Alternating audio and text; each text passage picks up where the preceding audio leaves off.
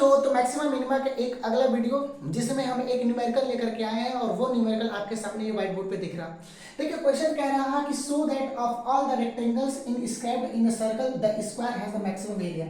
मतलब एक सर्कल के अंदर एक रेक्टेंगल बनाना है, रेक्टेंगल मतलब आयत बनाना है, और ये शो कर देना है कि वो जो रेक्टेंगल है अगर उसकी एरिया मैक्सिमम होगी तो फिर वो एक स्क्वायर हो जाएगा। मतलब कि अगर हमारे साथ ये एक सर्कल है और इसके अंदर रेक्टेंगल्स बना दो, जितना मन करे उतना रेक्टेंगल बनाओ।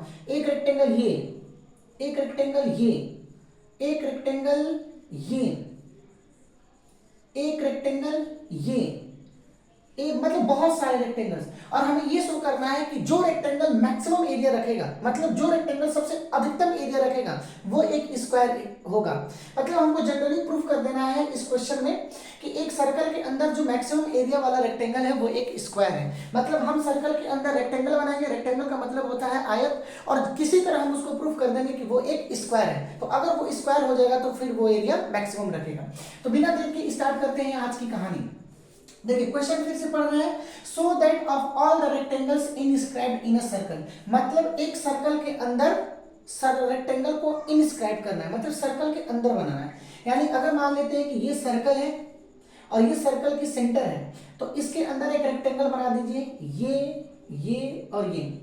अच्छा, रेक्टेंगल का मतलब होता है आयत। अब हमको ये सिद्ध करना है कि अगर ये रेक्टेंगल की एरिया मैक्सिमम है, मैक्सिमम का मतलब सबसे ज्यादा है, तो ये एक स्क्वायर होगा। यानी इसकी लंबाई चौड़ाई बराबर होगी। यानी ये साइड, ये साइड, ये साइड, ये साइड, चारों के चारों साइड इक्वल हो गए। भाई स्क्वायर में चारों के चारों साइड इक्वल होता है, ये बात मालूम है ना। चलिए आइए तो करते हैं इसको। मान लेते हैं कि इस सर्कल का सेंटर O है। अच्छा, ये सेंटर O है तो ऑब्वियसली यहां से इसको मिला दीजिएगा तो ये किसका काम करेगा, रेडियस R का। मान लेते हैं कि ये जो सर्कल है उसकी रेडियस R है। अच्छा, एक चीज और, यहां से एक लाइन यहां बनाते हैं, टक टक टक टक टक टक टक टक, ये मान लेते हैं ये एंगल क्या दे दिया है, थीटा। अच्छा, ये मान लेते हैं कि पूरी की पूरी लेंथ x है और ये पूरी की पूरी लेंथ कितना मान लेते हैं, y है। भाई रेक्टेंगल अभी हम कंसीडर किए, यानी ABCD, तो यहां पे लिखेंगे ABCD इज अ रेक्टेंगल।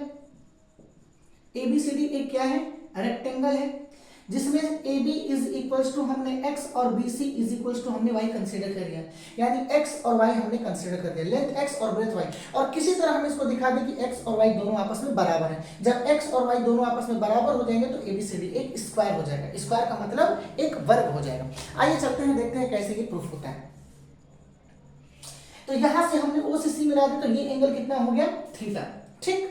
अच्छा, अगर हम इसको यहां से ये ड्रॉ कर दे परपेंडिकुलर लाइन, तो ध्यान दीजिए ये सेंटर है, बात समझ में आ रहा है, ये सेंटर है, ये टोटल x है तो ये कितना हो जाएगा, x/2। अच्छा, ये टोटल कितना है y, तो ये कितनी हो जाएगी, y/2। y/2 मतलब आधा। फिर से देखते हैं, ये सेंटर, ये रेडियस r, और यहां से ये मान लेते हैं कि ये एंगल कितना है, थीटा, और इसको मान लेते हैं O। तो ट्रायंगल, इस पॉइंट का नामकरण कर देते हैं कि मान लेते हैं कि ये पॉइंट M है। तो ट्रायंगल OMC में, so in triangle OMC cos theta is equals to क्या होता है, cos theta is equals to होता है बेस अपान में हाइपोटेन्यूज। तो बेस का काम करेगा OM और हाइपोटेन्यूज का काम कर रहा है OC। तो यहां से cos थीटा बराबर हो जाएगा, OM की वैल्यू कितनी है, OM नहीं मालूम। देखिए ये टोटल x है, ये टोटल क्या है, x है, तो ये टोटल x, तो ये कितना होगा, x/2। यानी OM की जगह पे x/2 और OC कितना लिख दीजिएगा, OC R है। तो यहां से x/2 की वैल्यू कितनी हो जाएगी, R इधर जाएगा तो R cos theta is equals to x/2। 2 इधर जाएगा, 2 इधर जाएगा तो x का मान कितना हो जाएगा, 2R। 2 इधर जाएगा तो x का मान हो जाएगा 2R cos थीटा। बात मेरी समझ में आ रही है। अच्छा, फिर sin थीटा की वैल्यू निकाली तो sin theta is equals to perpendicular upon hypotenuse. तो परपेंडिकुलर होगा CM ये, और हाइपोटेन्यूज का काम कर रहा है OC। So sin theta is equals to CM कितना होगा, ये देखिए टोटल y है, तो ये कितना होगा, y/2, और OC कितना हो जाएगा, OC की जगह पर R। तो यहां से R sin theta is equals to y/2। यहां से y की जगह पर कितना हो जाएगा, 2R sin थीटा। तो y की वैल्यू 2R sin थीटा और x की वैल्यू कितनी आ गई, x की वैल्यू आ गई 2R cos थीटा। ठीक। अब क्या करना है, हमको एरिया निकालना है। तो रेक्टेंगल की एरिया क्या होती है, आयत की एरिया होती है लंबाई गुणे चौड़ाई। तो अब एरिया का फार्मूला लिखेंगे। सो तो area A is equals to length into breadth. तो लेंथ x है और ब्रेथ कितना है मेरे बच्चे, y। So A is equals to x की जगह पर कितना लिखिएगा, 2r cos थीटा, और y की जगह पर कितना लिखिएगा 2r sin थीटा। यहां से a बराबर कितना हो जाएगा r into r, so 2r square, 2r और ये r स्क्वायर, और यहां से 2 sin theta into cos theta.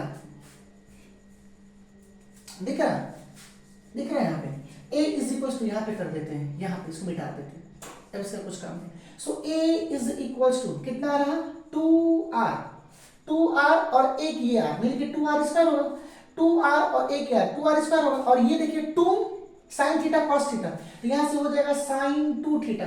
अरे भाई 2 sin theta into cos theta को आप क्या लिखिएगा sin 2 थीटा, फार्मूला होता है ना। So a is equal to 2r square sin 2 theta. अब क्या किए थीटा के रिस्पेक्ट में डिफरेंशिएट किए, सो लिखेंगे dA अपॉन में d थीटा 2r स्क्वायर।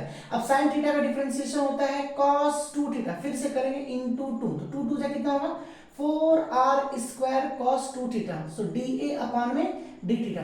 अब इसके बाद क्या करते हैं, मैक्सिमम और मिनिमम दिखाने के लिए फर्स्ट डिफरेंशिएशन को जीरो करते हैं। So for max or minimum, for max or mean dA upon में d theta should be equal to 0, तो dA अपॉन d थीटा की value 4r square cos 2 theta is equal to 0, तो यहां से cos 2 theta 4r square 0 में तो 0, cos 2 theta, cos कितने का मान 0 होता है, तो सभी लोगों को मालूम होगा cos 90 की वैल्यू होती है 0, तो 2 थीटा इज इक्वल टू 90, तो थीटा का मान यहां से कितना हो जाएगा 45 डिग्री। समझ में मेरी बात आ गई। अब थीटा का मान 45 डिग्री कहां पे रख दीजिए, एक बार यहां पे रख दीजिए और एक बार यहां पे रख दीजिए, इसको मिटा दें, ठीक, इसका कुछ काम धाम नहीं। So x is equals to 2r cos 45, cos 45 की वैल्यू कितनी होती है 1 अपॉन अंडर रूट 2, सो 1 अपॉन अंडर रूट 2। अच्छा इस 2 को लिख सकते हैं रूट 2 दो बार into r 1 upon under root 2, तो एक से एक कट गया तो मिलेगा r अंडर रूट 2, तो x की वैल्यू ये होगी। अच्छा y की वैल्यू निकाल दीजिए, y बराबर 2r sin थीटा, थीटा का मान 45 रखिए, सो y बराबर कितना हो जाएगा, y बराबर कितनी हो जाएगी, इसको मिटा देते हैं। So y is equals to 2r sin theta की जगह 45, सो 2r sin 45 की वैल्यू होती है 1 अपॉन अंडर रूट 2, तो ये भी कैंसिल हो जाके आ जाएगा r अंडर रूट 2, तो y की वैल्यू कितनी आ गई, y की वैल्यू आ गई r अंडर रूट 2 और x की वैल्यू भी आ गई r अंडर रूट 2, मतलब जितनी लेंथ आ गई उतनी ब्रेथ आ गई, यानी x और y बराबर हो गया, और जब x और y बराबर हो गया तो ABCD हमारा क्या हो गया, तो लिखेंगे since x is equals to y hence ABCD is a square. तो एक बार सॉल्यूशन को देख लीजिएगा, अच्छे से देख लीजिएगा, हम अगले वीडियो में हम आएंगे एक नए क्वेश्चन के साथ, तब तक पढ़ाई करते रहिए, ऑल द वेरी बेस्ट।